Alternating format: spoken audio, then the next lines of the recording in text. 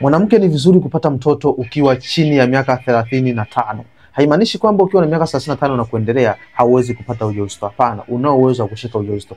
Lakini kuanzia miaka 35 na kuendelea kuna kitu huwa kinapungua kwenye mfumo wa uzazi wa mwanamke. Yaani kinaanza kupungua taratibu ambacho ni homoni. Homoni huwa zinaanza kushuka uzalishwaji wake na inaweza ikapelekea hali ya mwanamke kuwa anapata ugumu wa kushika ujauzito, hasa kwa yule mwanamke ambaye hajawahi kupata ujauzito kabisa hata mtoto mmoja. Sasa kama ni wewe una umri chini ya miaka 35 lakini unatafuta ujauzito ama imekuwa ni changamoto kwako kubeba ujauzito na hujawahi kumuona mtaalamu wa afya, basi muone mtaalamu wa afya akufanyie vipimo ili upate ujauzito kabla ya miaka 35.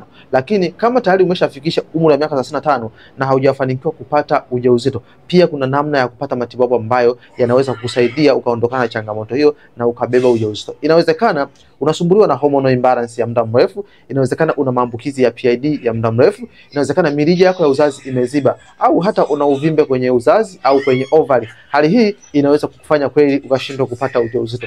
Lakini kiuhalisia ni kwamba ipo tiba maalum ambayo itakusaidia kuondoa changamoto hizi moja kwa moja na ukarudi kuwa sawa ukabeba ujauzito. Kwa usaidizi wa matibabu hayo, basi tunaweza kuwasiliana moja kwa moja kupitia namba ambayo ipo chini ya maelezo ya video hii ili uweze kupata msaada huu.